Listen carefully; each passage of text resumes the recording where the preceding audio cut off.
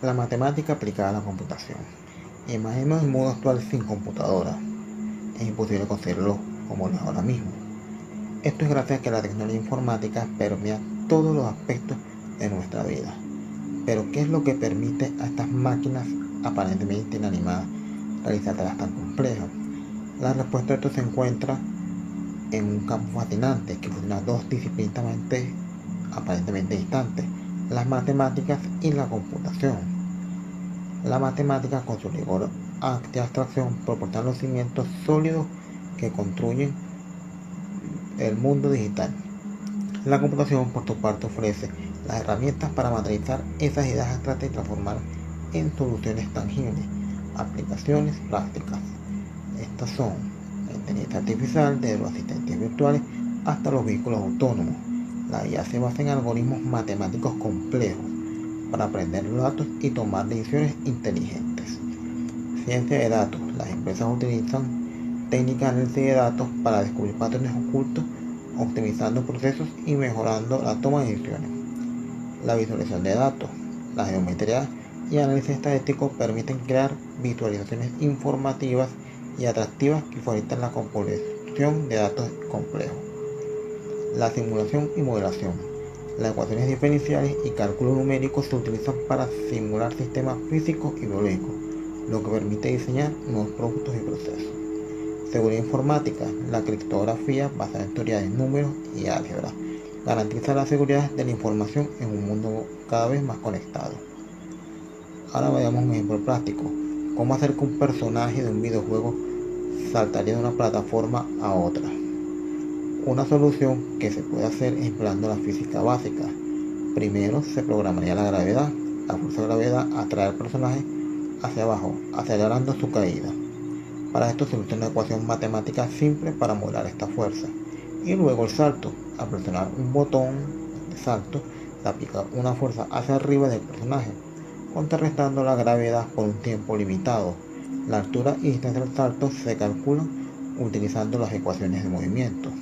Visto esto, se puede usar la matemática para cualquier cosa que tenga que ver con la informática o con un software. Con el ejemplo del videojuego, también se puede usar, por ejemplo, para los gráficos, pues los gráficos no son más que una conjunción de coordenadas de X, Y y Z, por ejemplo, para el 3D. A continuación, el sistema de numeración romano es un sistema de escritura de los números que se desarrolló en la antigua Roma y se utilizó a lo largo de toda la Edad Media. A diferencia del sistema decimal que ya conocemos, este es un sistema que utiliza letras del alfabeto latino para representar cantidades cuyas características son símbolos, ¿verdad?, donde se utilizan letras mayúsculas del alfabeto latino y cada una tiene un valor específico. Estas letras son la I, que equivale a 1, la B, que equivale a 5, la L equivale a 50, la C equivale a 100, la D equivale a 500 y la M equivale a 1000. Para darles un ejemplo de esto, si yo pongo cada letra a la derecha o a la izquierda, esto simplemente va a restar su número original. Ejemplo, la B es igual a 5. Si yo antepongo ante la letra B otra letra, esta equivale a 4. Ese es un simple ejemplo de ello. Aunque el sistema ha reemplazado, este sistema ha reemplazado al sistema decimal ya conocido, la numeración se ve reflejada en los reinados, los relojes, la numeración de capítulos, en los libros de historia, etc. También está el sistema de numeración binario. Este sistema es muy fundamental en el mundo de la computación y de la electrónica, ya que también, a diferencia del sistema decimal que usamos en el sistema básico, este se basa solamente en dos dígitos, el 0 y el 1. Esto se considera importante, ¿por qué? Porque en los circuitos electrónicos de la computadora sus estados se ven reflejados solamente en el 1 cuando está encendido y en el 0 cuando está apagado. Esto es un sistema muy versátil que con esta combinación de 0 y 1 se puede representar cualquier tipo de datos. Datos que se pueden reflejar en imágenes, en datos numéricos, en textos, etc. En el sistema de numeración octal, este sistema ofrece una forma más compacta de números binarios que son demasiado largos.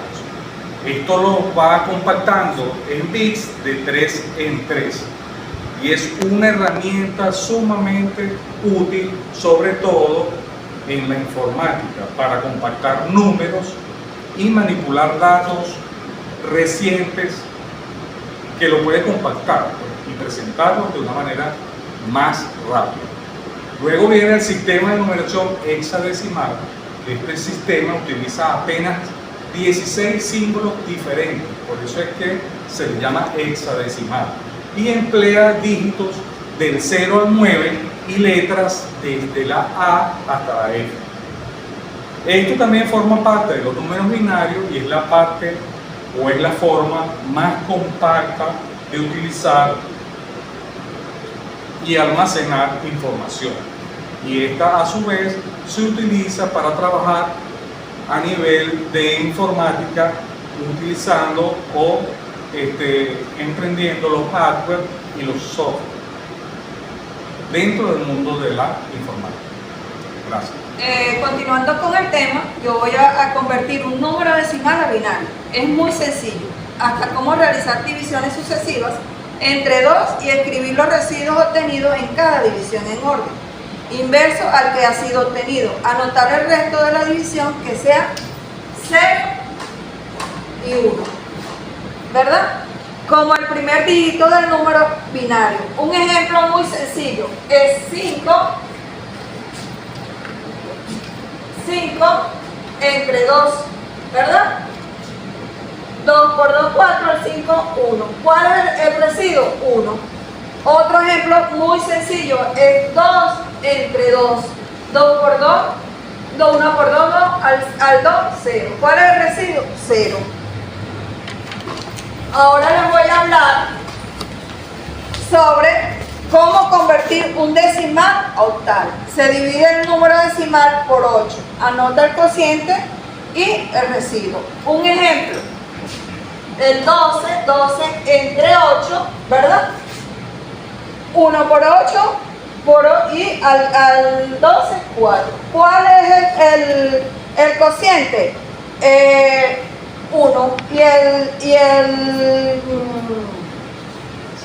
resto es 4, ¿verdad?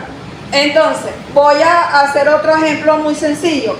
13 entre 8, ¿verdad? Aquí el 1 por 8, 8, al 13, 5. ¿Cuál es el número octal? Aquí el número octal es 15. 15 es el número octal. Ahorita voy a hablar sobre cómo convertir un decimal a esa decimal. Para convertir un número decimal en esa decimal, debe componer la potencia de 16. Se comienza por encontrar la potencia de lo más grande que sea menor o igual al número decimal. Se expresa como la suma de potencias de 16. Entonces, un ejemplo muy sencillo, el 69 entre 16, ¿verdad? 4 y 5. ¿Cuál es la solución? 45 es el número hexadecimal. Ahorita les voy a conversar lo de la lógica. ¿Qué es una lógica? Son declaraciones que pueden ser verdaderas o falsas. Se presentan mediante letras o símbolos y pueden ser combinadas mediante operadores lógicos. Ejemplo, si estudia, entonces aprueba el examen. Otra lógica puede ser 4 más 4, 8. Si llueve, otra lógica podría ser, si llueve, entonces me llevaré el paraguas. Otro ejemplo sería 10 es mayor que 5. Ahorita les hablo sobre los operadores lógicos. ¿Qué son? Son símbolos que se utilizan para combinar proporciones y formas de nuevas proporciones.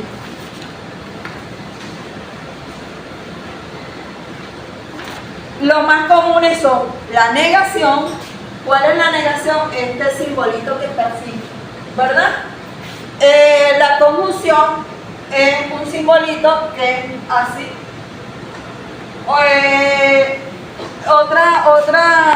La disyunción, que es el simbolito así.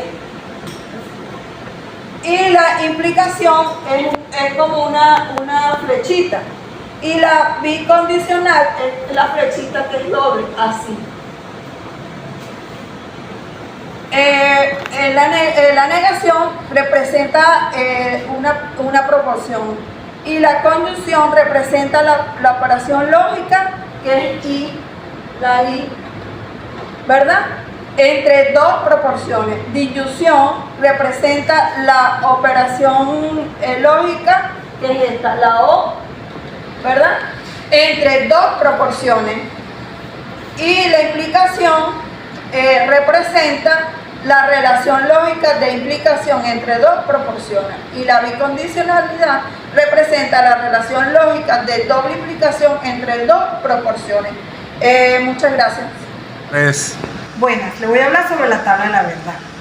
La tabla de la verdad es una herramienta utilizada en lógica y matemática para mostrar los posibles valores de verdad de una proposición lógica, dependiendo de los valores de verdad de sus componentes. Cada fila de la tabla representa una combinación posible de valores de verdad para las variables involucradas y el resultado de la proposición lógica para esa combinación. Ustedes dirán, bueno, ¿para qué son útiles estas tablas de la verdad? Son muy útiles para evaluar expresiones lógicas que permiten determinar si una proposición lógica es verdadera. Diseño de circuitos digitales. Ayuda a los ingenieros a diseñar y analizar circuitos lógicos. Verificación de argumentos. Se utilizan para comprobar la validez de argumentos lógicos en matemáticas y filosofía. Pero antes de entrar en materia lo que son las tablas de la verdad, tenemos que tener claro lo que es la tautología, la contradicción y la contingencia. La tautología es una proposición lógica que siempre es verdadera, sin importar los valores de verdad de sus componentes. En otras palabras, es una afirmación que se verifica a sí misma en todas las circunstancias posibles. La contradicción es todo lo contrario a la tautología. Es una proposición básica que siempre es falsa, sin importar los valores de verdad de sus componentes. En otras palabras, es una afirmación que se niega. Y la contingencia puede ser verdadera o falsa. En otras palabras, ni es una tautología que siempre es verdadera, ni es una contradicción que siempre es falsa, ¿sí? Sino en su valor de verdad varía según las circunstancias. Le voy a hacer unas tablas de la verdad, como mi compañera les explicó hace rato, que tenemos de negación, de conjunción, de disyunción, de implicación o condicional, o bicondicional y bicondicional. La negación puede venir representada por este símbolo o por este. Si aquí es verdadera, aquí será falsa, y si aquí es falsa, aquí será verdadera. Esa es la tabla de la negación. Ahora vamos a hablarle de conjunción. La conjunción quiere decir y está representada por este símbolo, ¿verdad? Se tienen que cumplir las dos cosas. A, B, A, I, perdón, aquí es así, hacia abajo.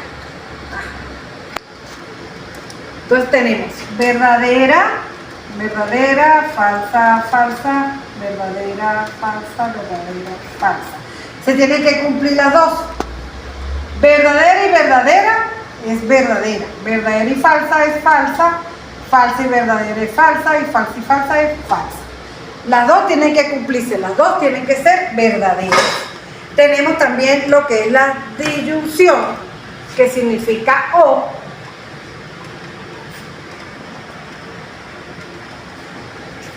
que es O, y está representada por este simbolito que parece una B.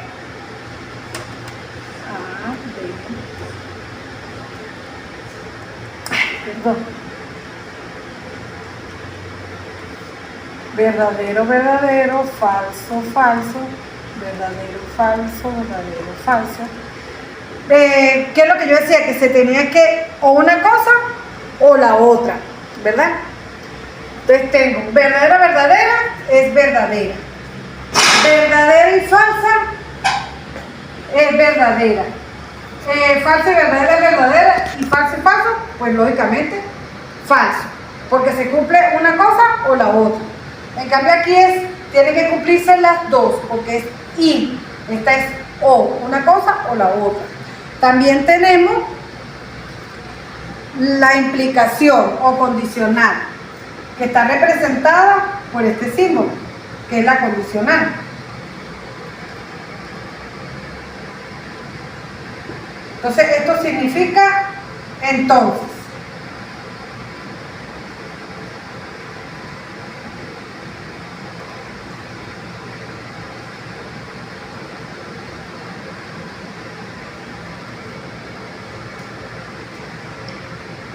Que se secan los marcadores. Verdadero, verdadero, falso, falso, verdadero, falso, verdadero, falso. Esta es la condicional, una de las dos.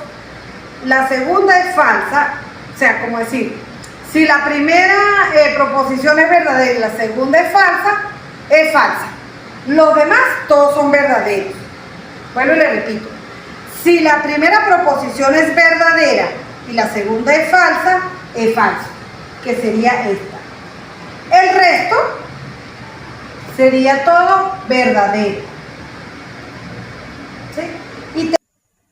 Finalizando con el tema del día de hoy, puedo indicar que la progresión aritmética es una sucesión de números tales que la diferencia de números seguidos es constante, va en aumento o disminuyendo. Tengo como ejemplo, y para más o menos identificar cómo es el esquema, la estructura de una progresión aritmética, tenemos las ubicaciones que están especificadas en los términos A1, A2, A3, A4, A5 y A la enésima. Estos términos llevan una constante llamada diferencia. En este caso podemos observar que 2 y el 5 sale de la suma de 3, que es la diferencia. 5 más 3, 8, 8 más 3, 11, 11 más 3, 14. Todas las sucesiones tienen un término general. En este caso es 3 menos 1. Con esto podemos determinar los términos de una sucesión. Por ejemplo, para hacer la comprobación de esta estructura matemática tenemos 3n, que es el elemento 1, menos 1, nos da el término A1, que es el 2. En el caso de si necesitamos verificar el término A10, tenemos el 3, que es la diferencia, más 10, que es la posición que estamos ubicando, menos 1, el término A10 vale 29. Otro ejemplo podemos indicar, determinar los términos A1, A5, A20 de la siguiente sucesión: 5n más 2. Ya sabemos que el 5 es la diferencia, n el número o el lugar donde vamos a ubicar el término, más 2. El término A1 lo conseguimos de la siguiente manera: 5 de la diferencia por 1 más 2, eso nos da 7, ese es el término A1. A5, 5 más por 5 más 2 nos da 27. a 20. 5 por 20 más 2 es igual a 102, que es el término a 20. Hay un punto muy importante en todo esto, que no colocamos la X porque no utilizamos valores de letras, sino se supone que aquí hay una multiplicación entre 5 y el 20. Para un término enésimo se utiliza la fórmula siguiente: A1 es igual a 1 más n menos 1 y d por d, que significa a n término enésimo, a1 primer término, n posición del término que debemos hallar de la diferencia. Tenemos como ejercicio para esta parte del tema: a1 valor 5, a2 valor 8, a3 valor 11, a4 valor 14. Tenemos que ubicar el valor de la A9.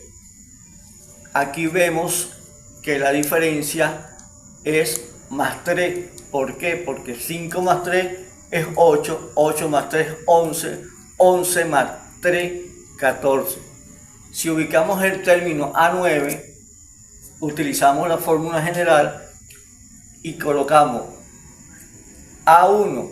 ¿Quién es A1? 5 más n, el término que estamos ubicando, menos el término 1 por 3, que es la diferencia.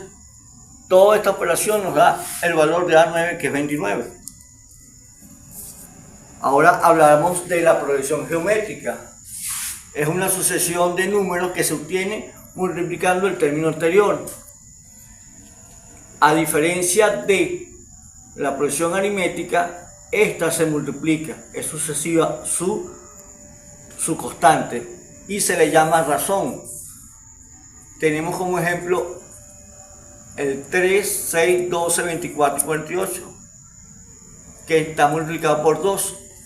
3 por 2, 6, 6 por 2, 12, 12 por 2, 24, 24 por 2, 48. Aquí tenemos que expresarlo de una manera exponencial, porque es más fácil la expresión matemáticamente. Y utilizamos de la siguiente manera: 3 por 2 a la 0. 2 a la 0 es 1 y nos da el valor de 3, la posición 1. 3 por 2